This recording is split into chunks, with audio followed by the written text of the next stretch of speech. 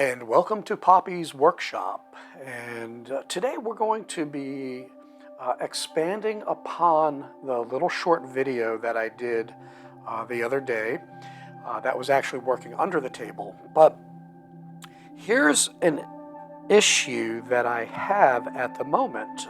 First of all, when I put my engineer square to my blade, it is showing me that I am at a perfect 90 degrees. And I can do it on all sides, and that blade is square. However, let's see if I can do this. Let me get this set and see if you can see this. There we go, almost had it.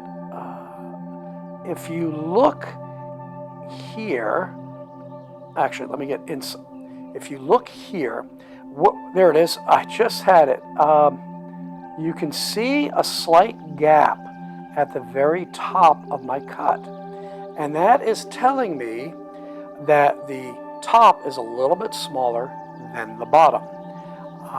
Now I keep my cut with the waste wood to the right of my cut, so that's how I'm able to tell on my various test cuts. I do the same rotation. Usually I do a circle, but this heart just happened to be something that I was working on, and you can see the light coming through just a little bit. So that's telling me when I am facing everything, let me do that, is that this blade, where's my pointer here? Here we go. That this blade is tilted to my left as I face everything here. So what I need to do then is, since the blade is tilted this way, I need to bring it out this way. So here's what I'm going to do. This is a Pegasus chuck. It's very easy to adjust it, and you're going to be adjusting it here. Your set screw is on this side and your thumb screw is on this side. So what I'm going to do, take the tension off, and let me adjust my light because it's blinding me now that we saw what everything looks like. There we go. So what I want to do again is I'm going to move everything this way. So if we're looking at a clock, it is clockwise that I'm going to tip the top of the blade ever so slightly. So in this case, it's actually very easy. I'm going to loosen up my thumb screw just a little bit, maybe about 1/8 to 1/4 of a turn, depending on how bad that gap is. Now, your lock nut is 10 millimeters, and then the hex for the set screw is a 3. So what we're going to do is we're going to loosen up that nut, and being that I've already loosened up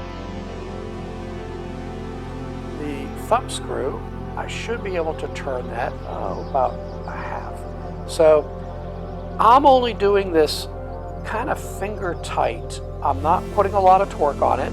And the same thing when I go to tighten up. Make sure that's there. When I go to tighten this up, I'm just using finger pressure. I'm not grabbing on, I'm not cranking it down or anything like that, just a little bit.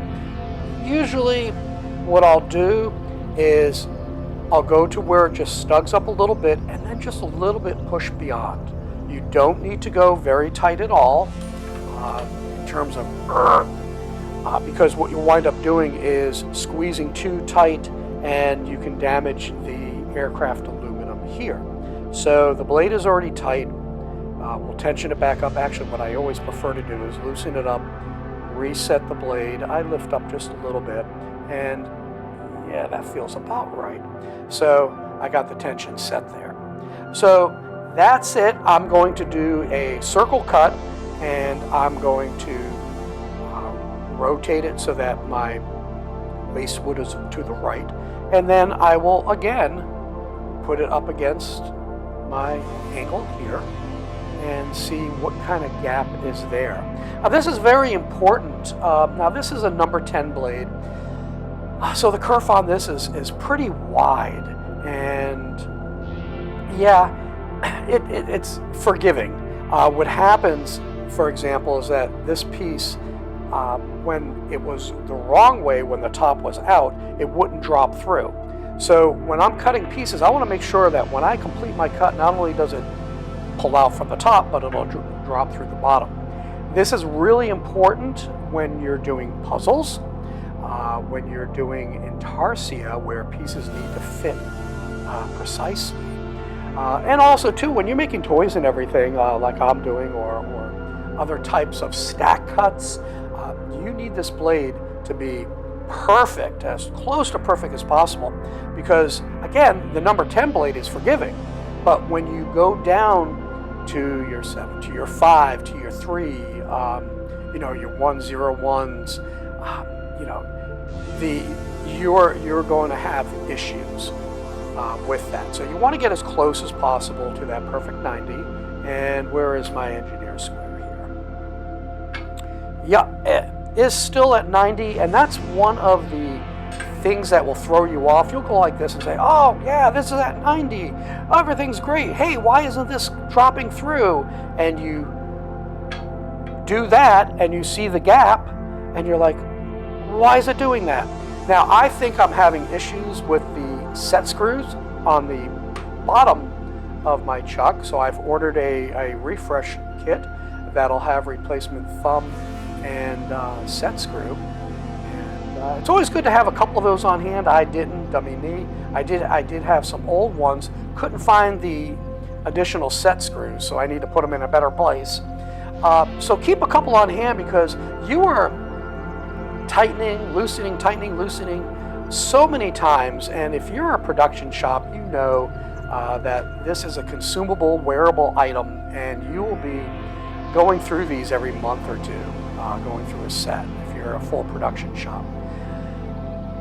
For us who are hobby or advanced, maybe you'll get 6 months to a year out of these. So I definitely recommend, if you got the Pegasus chuck, get the refresh kit, or wherever you purchased your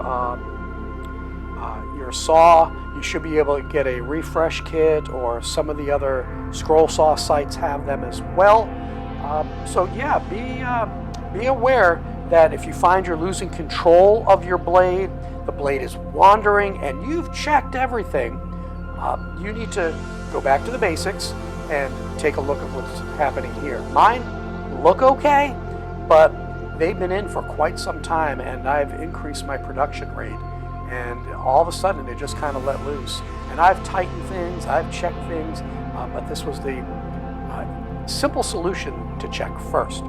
So there you go. That is the tip from Poppy's Workshop.